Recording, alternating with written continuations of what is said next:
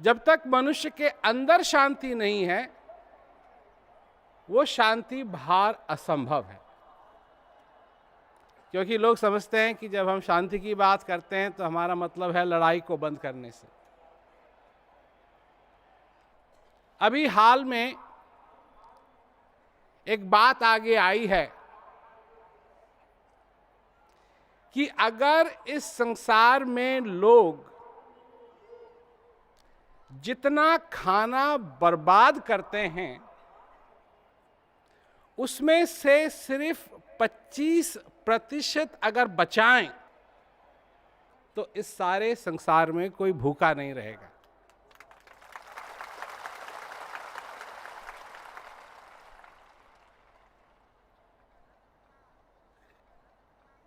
पर बात ये तो ठीक है, पर मनुष्य इस हाल तक क्यों पहुंच गया, कैसे पहुंच गया कि मनुष्य में मानवता नहीं रही। हमारे घर में भी भैंस हुआ करती थी, गऊ भी थी, भैंस भी थी, और जैसी भैंस उस समय थी आज भी वैसे ही मिलेंगी, बदली नहीं है। ये नहीं है कि चश्मा पहनना शुरू कर दिया या सेल फोन पे बात हो रही है या कैमरा गर्दन पे टाका हुआ है या टैटू साइड में लगाया हुआ ना। भैंस वैसी की वैसी है जैसे 1970 में भैंस थी, आज 2015 में भी भैंस वैसी ही मिलेगी। और मनुष्य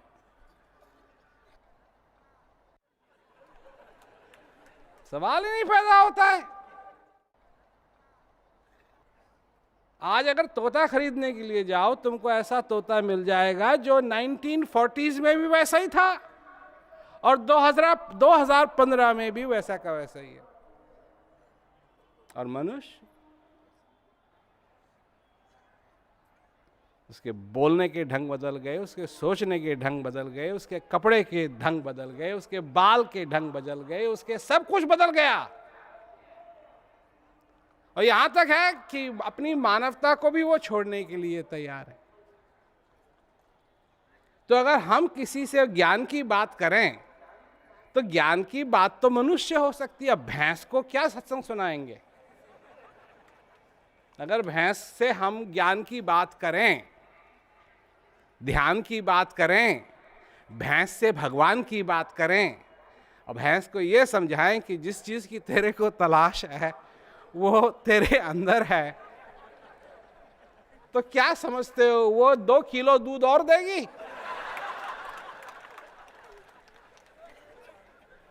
नहीं, समझने की बात है।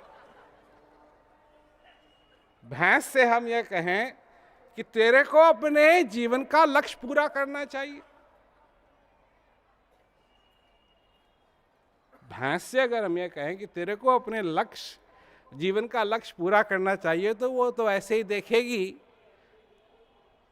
मेरी तरफ, किसी की भी तरफ, बड़ा बड़ा विद्वान हो उसकी तरफ, और अगर विद्वान ने माला पहन रखी है तो वो माला खाने के लिए जाएगी। चाहे उसको स्वामी जी ये समझा रहे हैं कि तेरे को अपने जीवन का लक्ष्य पूरा करना चाहिए, पर उसको तो फूल दिखाई दे रहे हैं, उसको भूख लगी है, उसको भोजन चाहिए, लक्ष्य को मारो गोली। पर जब यही हाल मनुष्य का हो गया कि मनुष्य से हम कहें कि तुमको अपने जीवन का लक्ष्य पूरा करना चाहिए, और मनुष्य कहे कैसा लक्ष्य? नहीं, मेरा लक्ष्य है मेरे को तो पैसे दो, मेरी इच्छाओं की पूर्ति होनी चाहिए।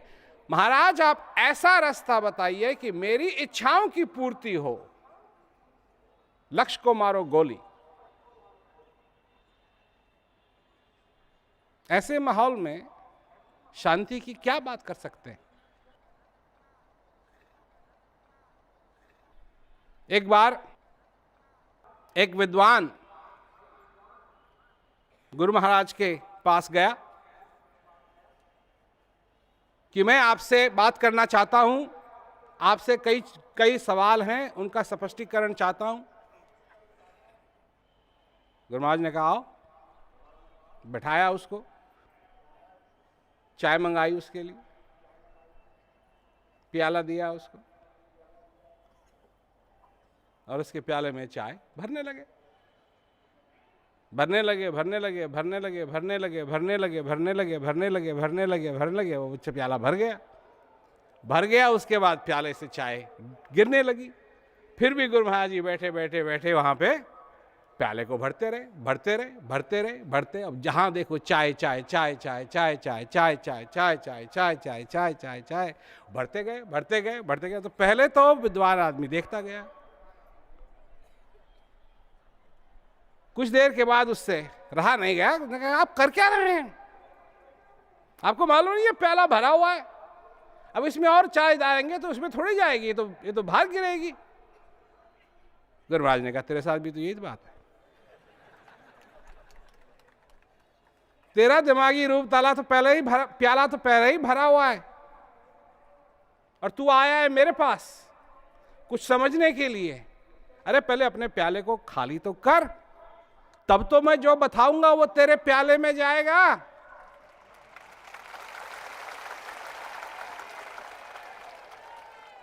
तो ये बात है ना समझने की। आज दुनिया क्या बन गई है, सारी दुनिया विश्वास की दुनिया बन गई है, विश्वास की, विश्वास की। सब विश्वास में लगे हुए हैं, जानना कोई नहीं चाहता। किसी से कह दो विश्वास को, हाँ जी ठीक है, कभी ना कभी हमारा भी कल्याण हो जाएगा। कब होगा, कब होगा? आज के दिन तुम उठे,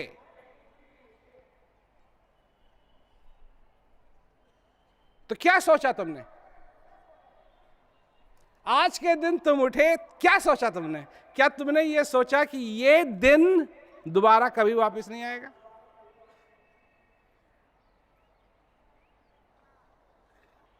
और इस दिन की खूबी क्या है? इस दिन की खूबी क्या है? इस दिन की खूबी क्या है? बादल, सूरज, क्या है खूबी? क्या है खूबी? इस दिन की खूबी यह है, मेरा यहां आना खूबी नहीं है, तुम्हारा यहां आना खूबी नहीं है। आज के दिन की खूबी यह है कि तुम इस दिन जीवित हो।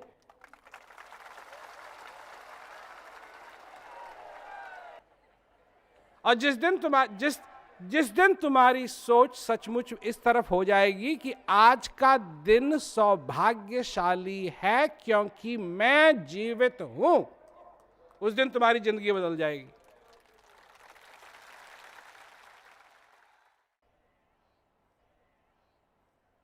उस दिन, जिस दिन सच्ची में तुम ये देखना शुरू कर दोगे कि तुम भाग्यशाली हो, और इसलिए भाग्यशाली हो कि तुम जीवित हो, समस्या तुम्हारे पास आएगी नहीं।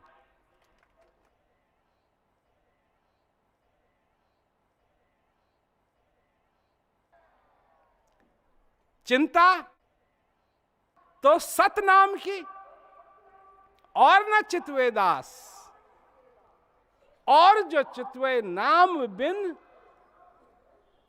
सोई काल की फांस। यह है महाकाल।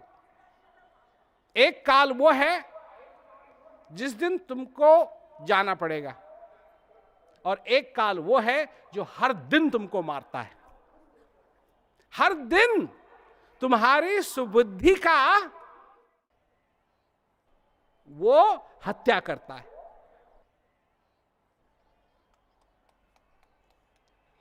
हर दिन। एक दिन वो आएगा जब तुम श्वास नहीं लोगे, और जो अज्ञानता है वो श्वास आने पर भी श्वास का जो आशीर्वाद है उसको सुना अनसुना कर देती है।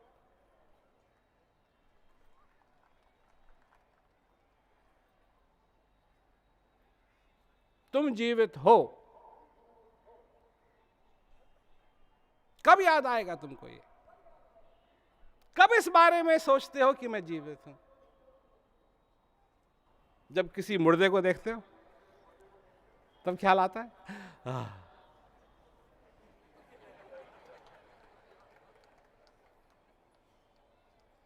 जब बस उल्टा होते होते बचती है,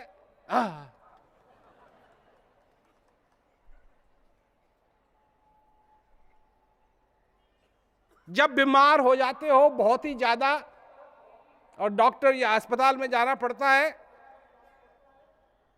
और डॉक्टर कहता है बैठो यहां, हाँ क्या बीमारी है, तब दिल धड़ाक धड़ाक धड़ाक धड़ाक धड़, बिना बात के धड़ाक धड़ाक धड़ाक, मैं गया मैं मरा, मैं गया मैं मरा, मैं गया। अब क्या कहेगा ये डॉक्टर, क्या कहेगा डॉक्टर? मैं मरूंगा, ठीक तो हो जाऊंगा मैं, जो मैं गया, अरे मैं तो गया।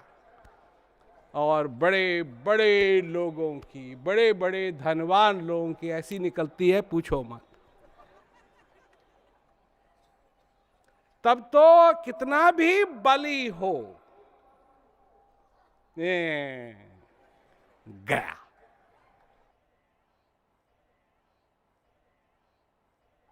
और जब जब जीवित हो तब इस तरफ ध्यान जाता है नहीं। हे भगवान मेरी समस्याओं को खत्म कर दे, बनाओ तुम और खत्म वो करे।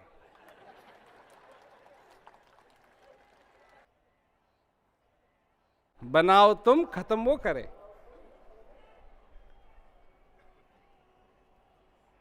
बनाओ तुम और खत्म वो करे। तुम्हारे घर में अगर तुम्हारी घरवाली तुम्हारे घर में आग लगाए और तुमसे कहे बुझा दो जी जरा, और तुम बुझा दो, और फिर 10 मिनट के बाद फिर आग लगाए और फिर कहे बुझा दो जी जरा, और फिर 10 मिनट के बाद आग लगाए, तुम कितनी अच्छी हो, बुझा दो ना जरा, बुझा दो। क्या करोगे? यही तो कहोगे भगवान तेरा दिमाग खराब है। यही तो कहोगे ना भगवान तेरा दिमाग खराब है, जो तू खुद आग लगाती रहती है, मेरे को कहती है कि बुझा दो जी, बुझा दो जी, बुझा दो जी, बुझा दो जी, बुझा दो जी। मतलब तुम में ज्यादा बुद्धि है बनस्पति भगवान के, जो तुम ये कहोगे अपनी बीवी को कि क्या तेरे में खराबी है जो तू आग लगाती रहती है और मेरे को कहती रहती है बुझा दो बुझा दो बुझा दो, और भगवान करता रहेगा, कुछ नहीं करेगा। जो तुम आज्ञा दोगे वही करेगा। तुमको भगवान नहीं चाहिए, तुमको नौकर चाहिए। भगवान ने तो सब बनाया है और सबके हृदय में वो आप विराजमान है। उसको तुम जानना चाहते हो, उसको पहचानना चाहते हो, पहले अपने आप को पहचानो। कौन हो तुम? अपने आप को पहचानने का मतलब क्या हुआ? अगर बहुत सारे लोग आ रखे हैं और अपने को आईने में देख रहे हैं और तुम देख रहे हो और वो आदमी दिखाई दे रहा है आईने में और तुमको ये तो मैं नहीं हूं, फिर कोई दूसरा खड़ा हुआ है वो दिखाई दे रहा है आईने में, ये भी मैं नहीं हूं। अरे कम से कम ऐसी जगह तो जाके खड़े हो जहां अपनी परछाई तुम्हारी आईने में पड़े और तुम कह सको हाँ ये मैं हूं, ये मैं हूं।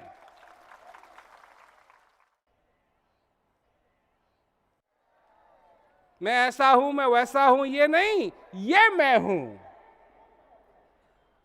और इस बात को जानो, इस बात को पहचानो कि इस एक एक श्वास की तुम्हारे लिए कीमत क्या है,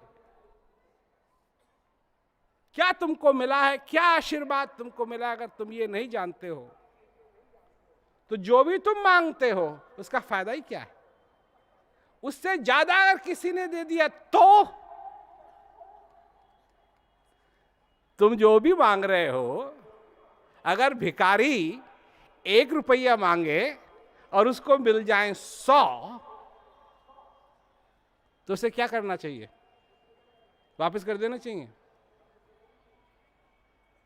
देने वाला ने उससे ज्यादा दे दिया, उस बनाने वाले ने तुमको उससे भी ज्यादा दे दिया जो तुम मांग सकते थे।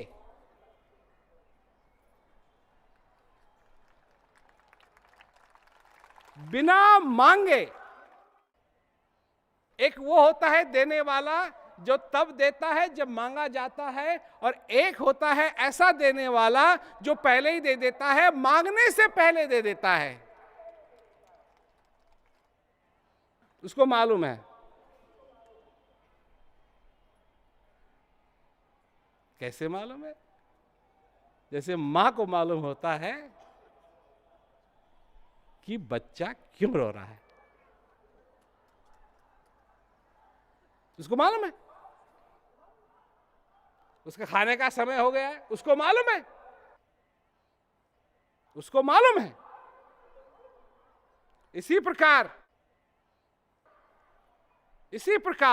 उसको भी मालूम है कि तुमको किस किस चीज की जरूरत है, और वो सारी चीजें तुम्हारे पास हैं। बस इतनी जरूरत है कि तुम उन चीजों पर अपनी जिंदगी में ध्यान दो। जैसे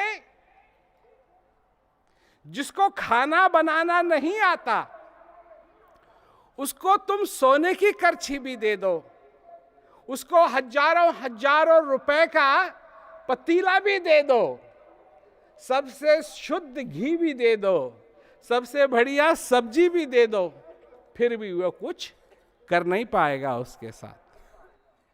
परंतु जिसको बनाना आता है, उसके पास अगर पतीला भी ना हो, वो कैसे भी आग लगा करके उसी में खाना पका देगा। पतीला तो एक औजार है, वो तो एक यंत्र है। जिसको चित्र बनाना नहीं आता, उसको सबसे बढ़िया पेंसिल दे दो, सबसे बढ़िया कागज दे दो, फिर भी वो कुछ बना नहीं पाएगा। क्यों? क्योंकि उसको आता नहीं है। पेंसिल और कागज तो सिर्फ एक यंत्र है जिसके द्वारा वो जो कलाकार, वो तो अंदर है, वो कलाकार उस पेंसिल को, उस कागज को इस्तेमाल करके एक चित्र बना सकता है। समझ में आई बात? समझ में आई बात? ये सारी चीजें दुनिया की जो हैं, ये तो सिर्फ औजार हैं, परंतु अगर अंदर वो बात नहीं है जो होनी चाहिए, तो कुछ भी नहीं कर पाओगे। चाहे कैसा भी बढ़िया औजार क्यों ना हो। समझे हमारी बात? समझे तो मेरे पास एक प्रश्न है। अगर मेरी बात समझे तो मेरा भी एक प्रश्न है। पूछूं? पूछता हूं, ध्यान से सुनो।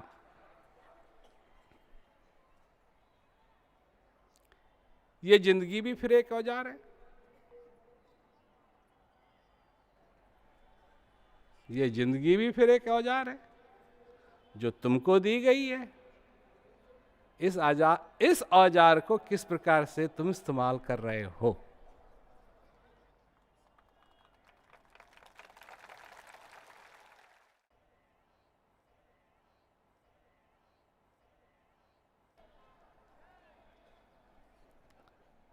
इसको अगर सही प्रकार से इस्तेमाल करोगे,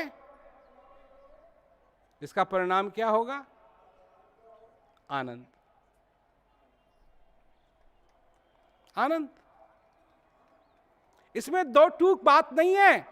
आनंद, आनंद, हां, सच्चा आनंद। नाम ही क्या है उसका? सच्चिदानंद, सच्चिदानंद, सत चित। जब ये चेतना उस सत्य में लगेगी तो क्या मिलेगा? लड्डू, पेड़ा।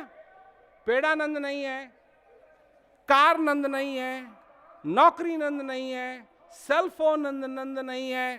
क्या कहते हैं? क्या है?